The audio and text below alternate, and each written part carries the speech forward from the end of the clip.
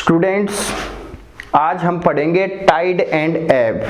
जैसा कि आप जानते हैं कि ये टॉपिक एसएससी में भी आता है और यूपीएससी में भी आता है, और मैं उसी लेवल का पढ़ाऊंगा कि ताकि चाहे क्वेश्चन एसएससी का हो या यूपीएससी का हो, टाइड एंड एब से जब भी कभी क्वेश्चन आए तो आपका गलत ना हो। पूरा फोकस एग्जाम पर है, एग्जाम ओरिएंटेड होकर मैं पढ़ा रहा हूं, और ये एक ऐसा टॉपिक है जनरली जो बच्चों को समझ में नहीं आता, बट आज आपको पूरी क्लैरिटी के साथ समझ में आएगा। देखिए तो डियर स्टूडेंट्स, एक दो तो कॉमन बातें, कुछ कॉमन वर्ड्स हैं। जैसे आप जानते होंगे टाइड को हिंदी में जवार कहते हैं और एब को हिंदी में भाटा कहते हैं। और एक पॉइंट याद रखना, जब मैं आपसे पूछूं कि टाइड होता क्या है तो एक कॉमन सेंस में तो आप बताएंगे टाइड होता है जैसे समुद्र का जो पानी होता है, तो समुद्र का पानी कई बार आपने देखा होगा धीरे धीरे समुद्र के पानी का लेवल धीरे धीरे ऊपर उठता है। अब क्यों ऊपर उठता है वो बाद में बताएंगे, बट मैं बता रहा हूं अभी आपको, समुद्र का पानी, समुद्र का जो सी लेवल होता है वो धीरे धीरे ऊपर की तरफ उठता है। जब सी लेवल, जब धीरे धीरे पानी का लेवल ऊपर उठता है तो उसको हम टाइड कहते हैं। कुछ टाइम बाद कई बार फिर समुद्र का पानी धीरे धीरे नीचे की तरफ आता है, समुद्र के पानी का लेवल धीरे धीरे डाउन होता चला जाता है, उसे हम एब कहते हैं। वैसे हमारा ज्यादा फोकस टाइड पर होगा क्योंकि ज्यादातर क्वेश्चन टाइड से ही पूछे जाते हैं। पहले मैं इसको एक डायग्राम बनाऊंगा, डायग्राम आप भी बनाएं, उससे आपको ये ज्यादा बेहतर तरीके से समझ में आएगा। टाइड आता क्यों है, कारण क्या है, सभी आपको अभी समझ में आ जाएगा। जैसे मान लो ये हमारी अर्थ है, ये हमारी अर्थ है, ये हमारी पृथ्वी है, ठीक है। और ये जो हमारी अर्थ है, जो पृथ्वी है, और आपको पता ही चल ही गया होगा, मैं टाइड की बात कर रहा हूं, मैं समुद्र की बात कर रहा हूं, तो मैं यहां पर मैं मान लेता हूं समुद्र के ऊपर ये पानी है, यानी ये समुद्र है। तो आप बोलेंगे सर अर्थ के चारों तरफ तो पानी नहीं होता, क्योंकि आप तो जानते हैं अर्थ के केवल 71% भाग पर ही पानी है। तो फिर आप बोलेंगे सर आपने अर्थ के चारों तरफ पानी क्यों शो कर दिया, सिर्फ आपको समझाने के लिए, वरना होता 71% पर ही पानी है। पर कुछ पल के लिए समझने के लिए आप मान लो कि अर्थ के चारों तरफ पानी है, कुछ टाइम के लिए समझने के लिए। तो डियर स्टूडेंट, यहां पर आपको एक पॉइंट ये देखना होगा, जैसे मैंने अभी आपको बताया कि आप ये मान लो जैसे ये अर्थ है, अर्थ के चारों तरफ ये क्या है, ये पानी है। और मैंने बताया टाइड में होता क्या है, पानी का लेवल ही ऊपर उठता है। जब पानी का लेवल धीरे धीरे ऊपर उठेगा तो हम समझ जाएंगे टाइड आ गया है। तो अब ये अर्थ है यहां पर, और यहां पर मैंने मान लिया है कि जैसे ये क्या है, ये मून है। यहां पर मैंने बता दिया आपको, जैसे कि आप जानते हैं अर्थ से छोटा होता है मून, ये मून है। और यहां पर हमने ये मान लिया है सन, ये मैंने यहां पर सन मान लिया है। तो एक डियर स्टूडेंट्स ये भी याद रखना, ये सन है, ये सन से सनरेज निकल रही है। और आपको अब ये भी देखना होगा कि तीनों में से, अब पहले पॉइंट तो ये याद रखें, अर्थ, मून और सन तीनों कितनी डिग्री के एंगल पर हैं।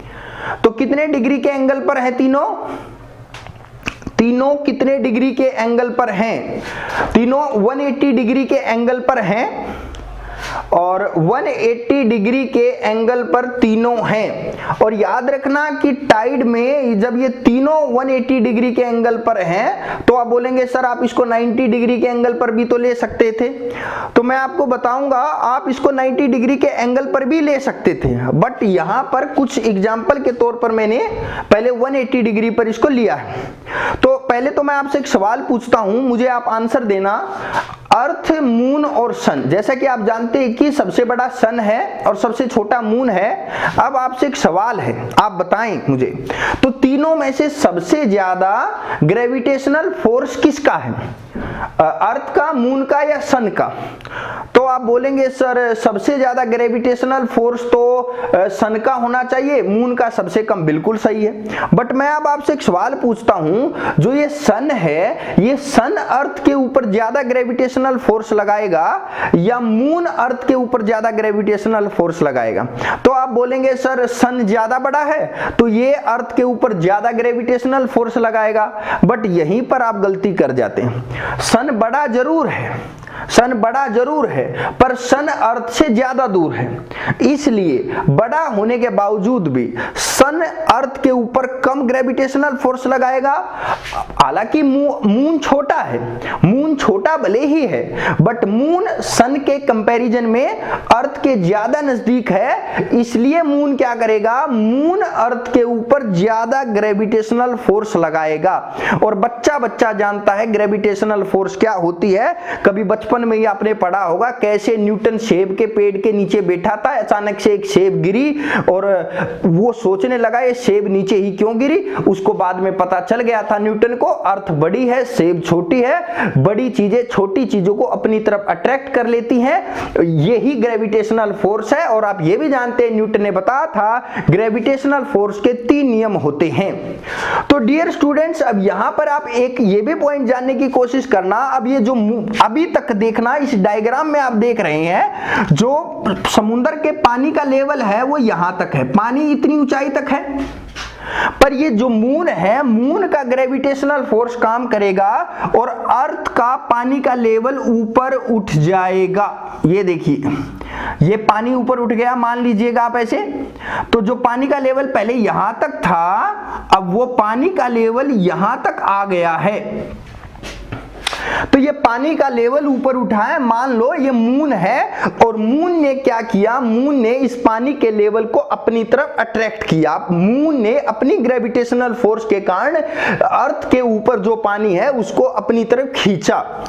और फिर आपने देखा जो सन है, सन ने भी क्या किया है, अपनी ग्रेविटेशनल फोर्स के कारण जो अर्थ का जो पानी है उसको ऊपर की तरफ खींचा, और ये पानी और भी ज्यादा ऊपर उठ गया है पहले के कंपैरिजन में।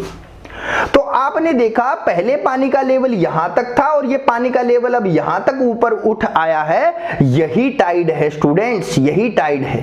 पानी का लेवल धीरे धीरे ऊपर उठना ही टाइड है। और फिर आप बोलेंगे, आपने कभी एनसीईआरटी की बुक्स वगैरह में कभी डायग्राम देखा होगा, आप देखेंगे जैसे डायग्राम ये इधर होता है तो ये इधर भी बनेगा, यानी पानी इधर भी ऊपर उठेगा और कुछ पानी फिर इधर भी ऊपर उठेगा, ऐसे। अब आप बोलेंगे कैसे पानी ऊपर उठा, देखिए पहले पानी का लेवल यहां तक था, फिर पानी का लेवल क्या हुआ, यहां तक आ गया मून के कारण, और फिर पानी का लेवल यहां तक आ गया किसके कारण, सन के कारण। तो अब आपसे एक सवाल है स्टूडेंट्स, आप मुझे बताएं जब मून इधर है सन इधर है तो पानी इधर ऊपर क्यों उठा। पानी तो इधर ऊपर उठना चाहिए, मून तो इधर लगाएगा ना ग्रेविटेशनल फोर्स, सन तो इधर लगाएगा ना ग्रेविटेशनल फोर्स, तो पानी इधर ऊपर क्यों उठा, बताइए कोई भी स्टूडेंट्स। मैं आपको सोचने का टाइम दे रहा हूं, कमेंट करके बताएं आप। मैं आपको एक डियर एक स्टूडेंट्स बात बताना चाहता हूं, आपने ग्रेविटेशनल फोर्स की बात चल रही है, न्यूटन की बात चल रही है, टाइड की बात चल रही है, तो मैं एक बात बताऊंगा, आपने सुना होगा न्यूटन का ग्रेविटेशनल फोर्स का थर्ड लॉ क्या था। थर्ड लॉ क्या था, थर्ड लॉ यही तो था, जब एक्शन होगा तो रिएक्शन भी होगा, जितनी फोर्स एक्शन में लगेगी उतनी ही फोर्स रिएक्शन में भी लगेगी। मान लो ये मेरे पास एक बॉल है, ये बॉल मैंने ऐसे दीवार पे दे मारी, तो मैंने क्या किया, एक्शन किया, तो ये बॉल दीवार से टकरा के वापस आएगी। मैं ज्यादा जोर से मारूंगा वो ज्यादा जोर से आएगी, मैं हद कर दूंगा वहां से भी हद होगी। तो मैं ये बताना चाह रहा हूं जितना एक्शन में फोर्स लगेगी उतना ही रिएक्शन में भी फोर्स लगेगी, इक्वल रहेगा। अब यहां पर देखिए ये अर्थ है, मून और सन दोनों ने पानी को इधर खींच लिया, मून और सन दोनों ने पानी को इधर अट्रैक्ट किया, ये इधर क्या हुआ, एक्शन, पानी इधर आया। बट इसके अपोजिट डायरेक्शन में क्या होगा, अगर ये पानी इधर ऊपर उठा है, अगर इधर एक्शन है तो उधर क्या होगा, रिएक्शन। तो डियर स्टूडेंट्स ये पानी इधर भी ऊपर उठा है, पर आप बोलेंगे ये पानी केवल इसी कारण ऊपर उठा है क्या, नहीं, एक फोर्स और होती है। ये वाली फोर्स तो मैंने कौन सी बताई, इधर वाली ग्रेविटेशनल फोर्स, जिसको हिंदी में आप क्या बोलते हैं, गुरुत्वाकर्षण बल। एक फोर्स और होती है जिसको मैं बता रहा हूं यहां पर, सेंट्रीफ्यूगल फोर्स। आप बोलेंगे सर इसको हिंदी में क्या बोलते हैं, अपकेंद्रीय बल। क्या बोलते हैं इसको, अपकेंद्रीय बल। वैसे इसके अलावा भी एक फोर्स होती है, इसके बाद में बताएंगे। पहले तो एक क्वेश्चन सुन लीजिएगा जो पेपर में आमतौर पे आता ही आता है। एक क्वेश्चन पेपर में आएगा तो आप आंसर क्या देंगे? क्वेश्चन ये आएगा कि टाइड आने के क्या कारण है, टाइड कितने कारणों से आता है। टाइड आने के स्टूडेंट्स याद रखना सिर्फ 2 कारण होते हैं, सिर्फ 2 कारण, इसके अलावा कोई कारण नहीं होता। टाइड आने का एक कारण होता है गुरुत्वाकर्षण बल, दूसरा कारण होता है अपकेंद्रीय बल। फिर अब मैं आपसे एक सवाल पूछता हूं, मैंने बताया कि एक कारण तो मैंने क्या बताया, ग्रेविटेशनल फोर्स मैंने बताया आपको, ये बता रखा मैंने यहां पर। एक कारण तो ग्रेविटेशनल फोर्स है, और ये ग्रेविटेशनल फोर्स भी अगर मैं आपसे पूछ लूं ये फोर्स कौन लगाएगा, तो आप बोलेंगे सर मून भी लगाएगा और ये फोर्स तो सन भी लगाएगा।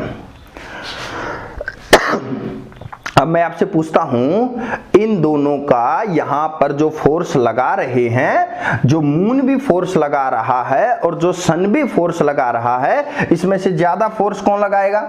सन लगाएगा। और मून ज्यादा फोर्स लगाएगा और सन कम लगाएगा। अब देखना मैं एक रेशियो बताता हूं, यहां पर मैंने एक रेशियो बताया 5:11।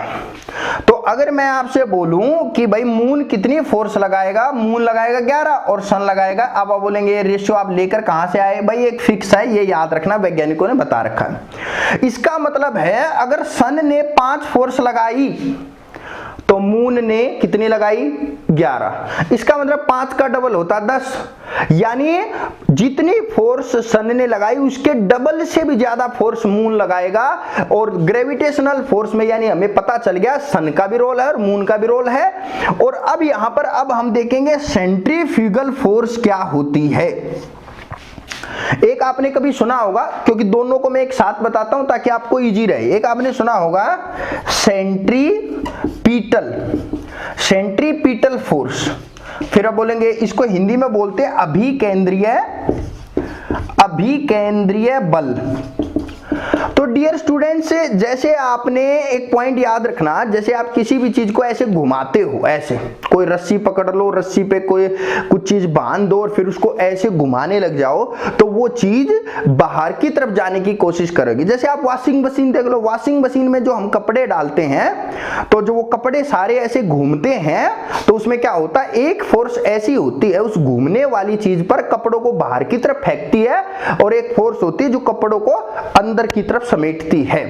अब पृथ्वी भी तो घूम रही है, वॉशिंग मशीन घूम रही है, पृथ्वी भी घूम रही है, तो कोई भी घूमने वाली चीज हो उस पे 2 फोर्स लगती हैं। एक फोर्स वो होती है जो चीजों को बाहर की तरफ फेंकती है और एक फोर्स होती है जो चीजों को अंदर की तरफ खींचती है।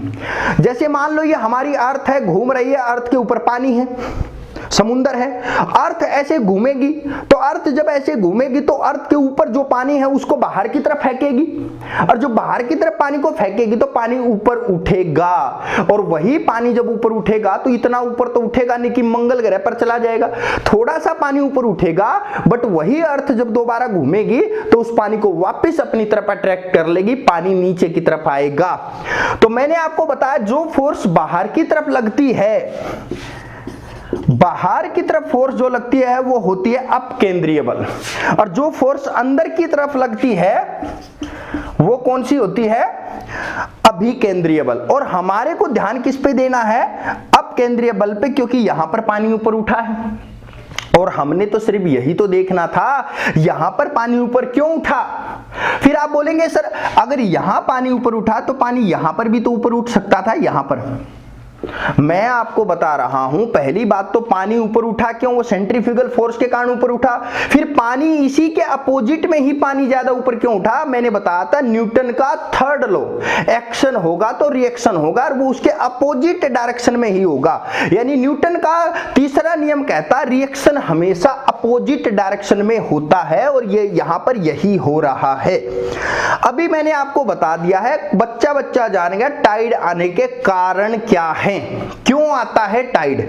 तो उस दो कारण में हमने देख लिए, एक ग्रेविटेशनल फोर्स है और एक कई बार पेपर में यह भी क्वेश्चन आता है भाई ग्रेविटेशनल फोर्स लगाने का सन और मून का रेशियो क्या है, 5:11।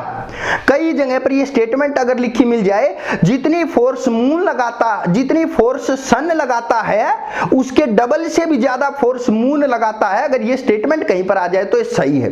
तो डियर स्टूडेंट्स, मैंने आपको बताया पानी का लेवल धीरे धीरे जब ऊपर उठता है तो वो टाइड होता है, पानी जब धीरे धीरे आता है तो वो एब होता है। और टाइड आने के कारण क्या होते ये भी मैंने आपको बताया है। तो डियर स्टूडेंट्स, आज के लिए इतना ही। नेक्स्ट वीडियो में मैं आपको बताऊंगा टाइड कितने टाइप के होते हैं। धन्यवाद।